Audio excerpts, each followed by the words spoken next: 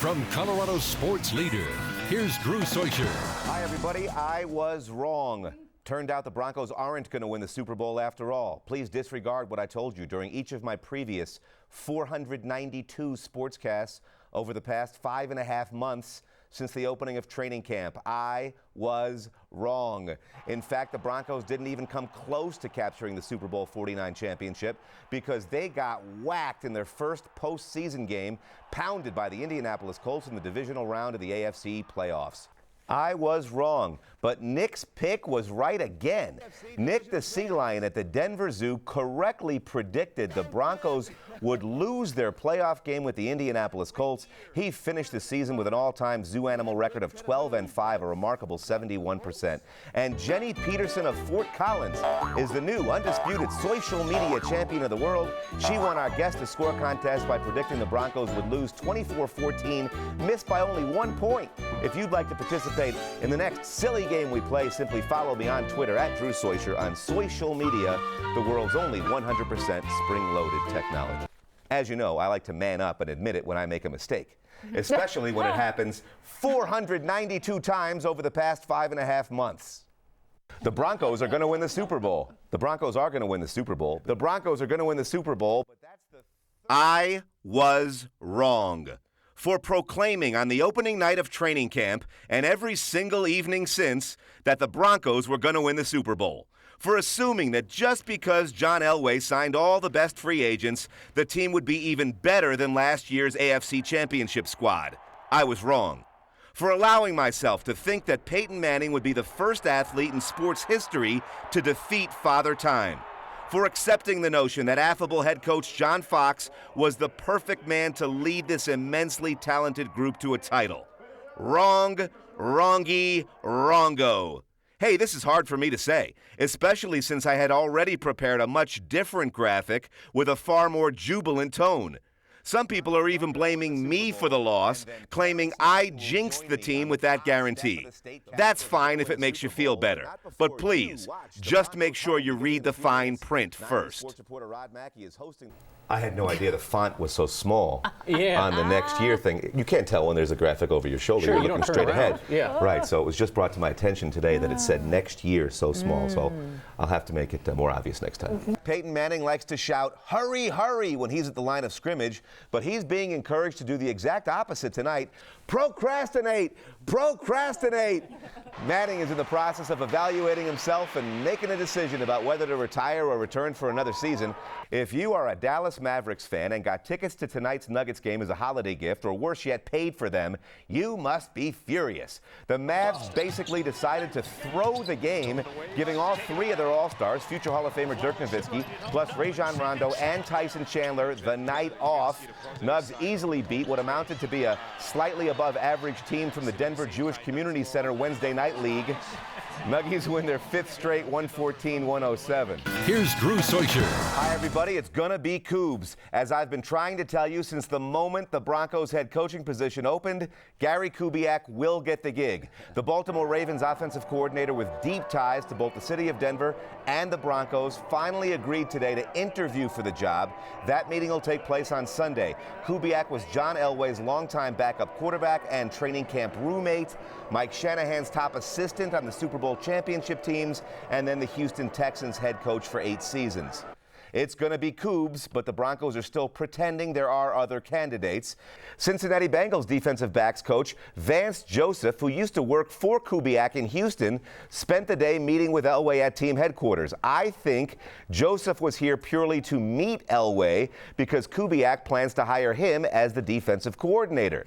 Detroit Lions assistant Terrell Austin, who we spent the past few days shoving down your throat because he was scheduled to visit with Broncos management today, canceled his appointment, as did former Buffalo Bills head coach Doug Marrone, who had previously committed to interviewing with the Broncos tomorrow.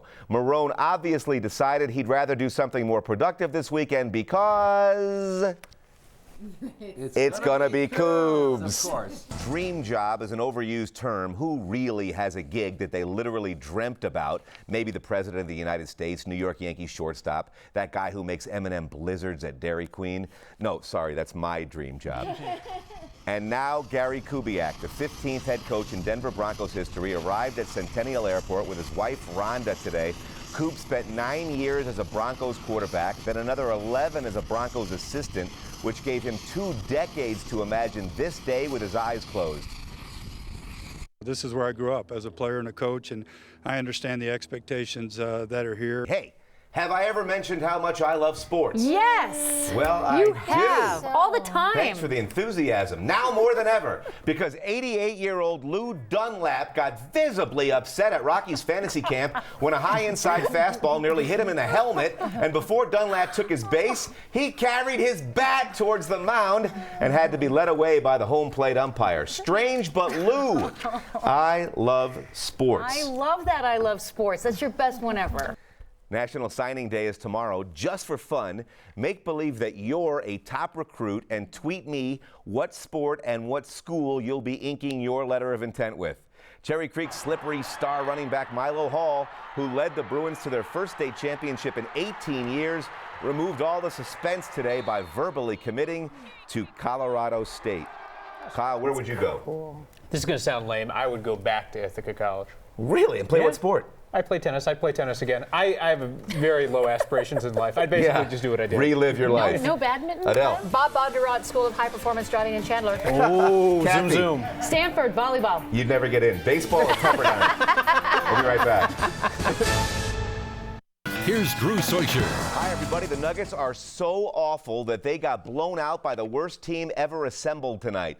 The Utah Jazz can't do anything right, have just about the identical revolting record as the Nugs, shoot an air ball, throw it out of bounds, or dribble it off their foot every single time down the court, yet somehow still manage to help the Nuggets extend their home losing streak to 9 games, longest in 17 years. Final score, 104-82. Wow. I'm all about the preps. State basketball playoffs. Mountain Vista beat Westminster in a second-rounder despite a spectacular spinning half-court buzzer beater by Mariah Bolts. You're on 9 News. Golden Eagles win anyway, 61-48. CU basketball coach Tad Boyle is considering benching his scholarship players and replacing them with walk-ons for Sunday's game with Arizona State. Tad reached his boiling point during last night's lopsided loss to the Arizona Wildcats. Coach was so disgusted and frustrated with the team's lousy performance that he wanted to throw a punch. I want to fight somebody. I mean, I want to fight somebody right now. I really do. On a much brighter note, have I ever mentioned how much I love sports? I believe it's come up, yeah. Well, I do, now more than ever, because the most remarkable shot in ping pong history happened at a table tennis tournament in Lakeland, Florida.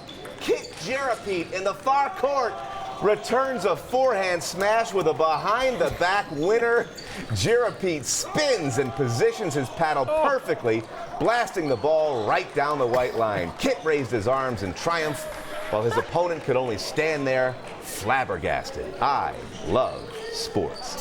If counting down the days until you have time off was a crime, each of us on this 9 News anchor team would be on death row. That's right. Especially Kathy, who can tell you how many hours until Saturday at any point during the week. The Nuggets got busted over the weekend for shouting 6 weeks at the end of a huddle because that's how much time is left in their lousy season. He told you so. Peyton Manning ain't going to retire, but he is going to have to change his first name to Pay Cut. Manning agreed to reduce his 2015 salary from $19 million to $15 to give the Broncos some flexibility while trying to sign free agents. Broncos tight end Owen Daniels follows Gary Kubiak around like Woodstock does Snoopy, like Boo Boo does Yogi Bear, like Zazu does Simba. Daniels signed his free agent contract today, confirming that he'll be playing football for Kubiak for the 10th year in a row, 8 in Houston, 1 in Baltimore, and now here in Denver. Like Donkey does Shrek. And happy 10th anniversary, you guys. It was on this date in 2005 that bizarre congressional hearing on performance-enhancing drugs was held. This is when Rafael Palmeiro wagged his finger and said, "I did not take steroids, period." And Mark McGuire mumbled very softly, "I'm not here to talk about the past." When I use steroids. And Sammy Sosa suddenly claimed he could not speak or understand English. That was on this date in You should go into 2005. acting. That was a good recreation. The Rockies are 3-0, heading into their home opener for the first time in franchise history. Rocks beat the Brewers again in Milwaukee, completing a 3-game season-opening series sweep. Watch this. Here's a 2-0, and somebody put the fireworks off a little prematurely. I think somebody hit the wrong button. Those were Milwaukee's only fireworks of the night. All the rest belong to the Rockies, who got a majestic home run from Carlos Gonzalez. That had to travel 500 feet. And then, tied in the 10th inning, Willeen Rosario comes off the bench, and his first swing of the season is a game-winning pinch hit homer. Roccos win 5-4 and are still undefeated. Tonight's Nuggets game was both fat, F-A-T, and fat, P-H-A-T. Nugs snapped a 4-game losing streak by beating the Los Angeles Lakers. Former fan favorite Fat Lever was honored at halftime. Denver's current most popular player, Kenneth Faried, scored a season-high 29 points, and the Nuggies win 119-101. Pop quiz, time for tonight's True or False question.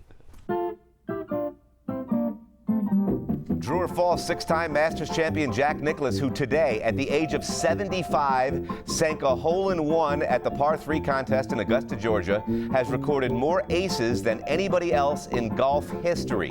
True or false, Nicklaus is the all-time leader in major tournament championships and holes-in-one. The correct answer is... It's false. Nicklaus only needed one shot to sink his ball 20 times in PGA competition, fewer than half of the total of 1959 Masters champ Art Wall, who holds the record with 45. It was bomber hat night at the Rockies game. First 5,000 fans received a purple knit winter ski beanie, and then good. The team got bombed. What? Rocks ace Jorge De La Rosa, who missed the first 2 weeks due to a groin injury, made his 2015 debut, and it was the worst outing of his career. De La Rosa gave up 9 San Diego Padre runs in only 2 innings, including 4 hits on the first 7 pitches he threw. And it wasn't all Jorge's fault. Gold Glove shortstop Troy Tulowitzki let one roll right between his legs. Roccos lose their 4th game in a row, this time 14-3. Incoming! Those black net backstops are great. So much easier to watch a ball game through than chain link fence, but clearly more dangerous. Strange but true, just a few days ago, my own wife was standing behind home plate, leaning against the net, taking a picture of our son hitting when she was nearly knocked out by a foul ball. Everybody in the crowd thought it was pretty funny, except her. But you gotta give the lovely Dee Soicher credit. She stayed in there, didn't flinch or bail out, and snapped a terrific photograph with the ball coming right at the lens. Strange but true. And as a player, you don't want to be known as the kid who took his mom out with a foul ball. No, you don't. Yeah. Here's Drew Soicher.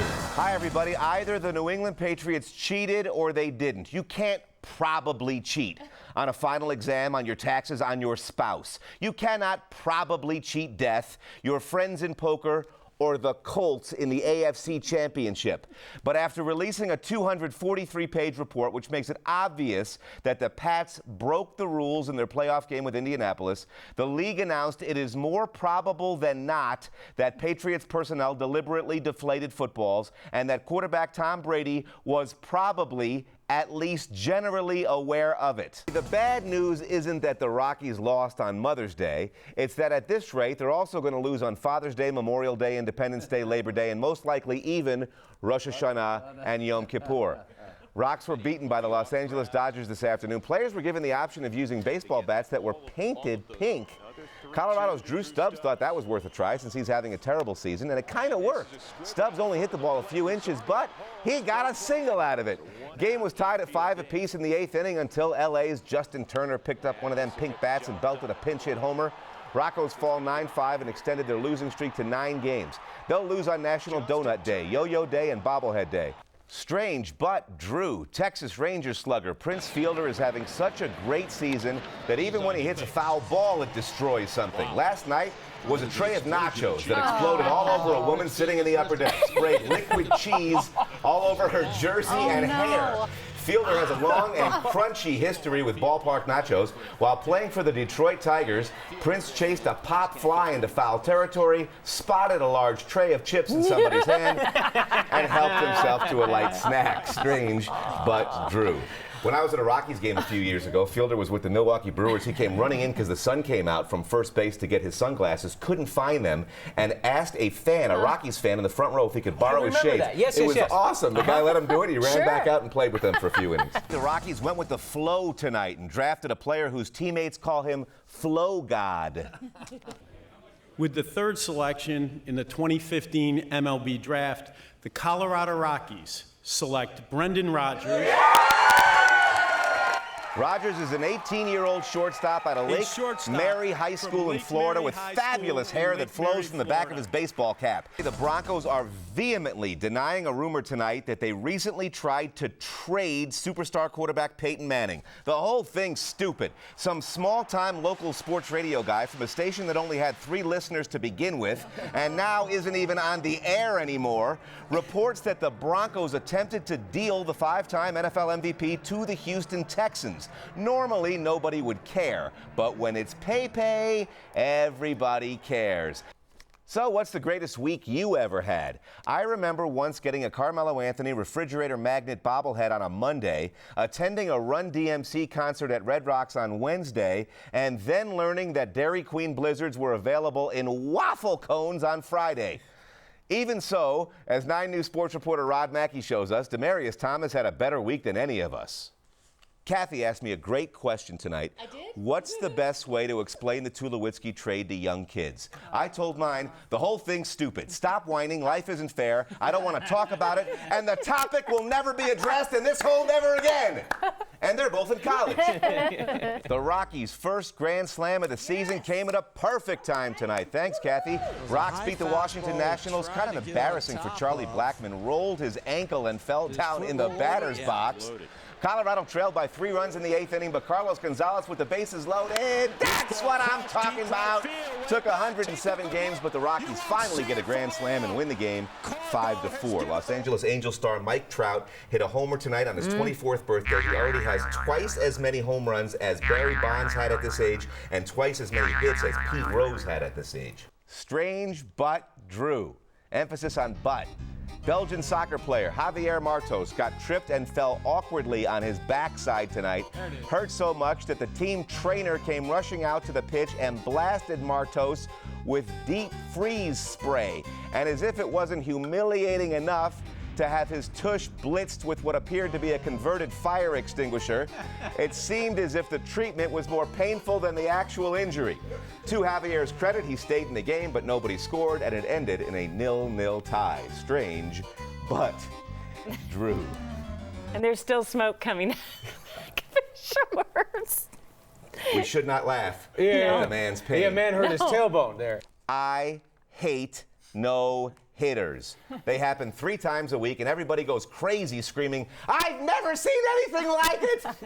In Houston tonight, Astros pitcher Mike Fiers blanked the Los Angeles Dodgers, tossing the 11th no-hitter in franchise history. It's the 292nd all-time no-hitter in the major leagues, and 5th this season alone. Astros win 3-0. I've never seen anything like it. He has played in nearly 300 NFL games. He has thrown more than 500 touchdown passes, so I'm sure you'll agree with me when I say there is absolutely no reason Peyton Manning should be playing in a silly preseason game tonight. Well, I mean, I think there's a reason for preseason. That's to kind of get ready for the regular season. He played a quarter last week, so I think we'll see what he can do and get him comfortable. Here's Drew Soicher. Hi, everybody. That ordeal with sideline communications tonight reminded me of a story I covered about 20 years ago where coaches at a high school stadium in Seattle were being interrupted by the Burger King drive-thru across the street, which was on the same frequency. This time, the Pittsburgh Steelers coaching staff could only listen to the New England Patriots radio broadcast in their ears. Pats head coach Bill Belichick writes himself a note. That was a good one, but let's try Soicher's Burger King trick in the playoffs. All anybody needed to hear was touchdown Gronk, touchdown Gronk, touchdown Gronk. Patriots tight end Rob Gronkowski scored 3 times. Super Bowl champs win 21-14.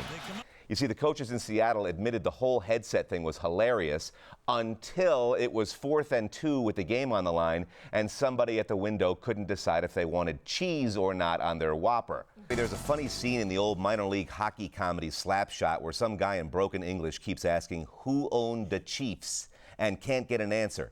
The proper response should have been Peyton Manning, because with a personal career record of 13-1 against that red team from Kansas City, Manning owned the Chiefs.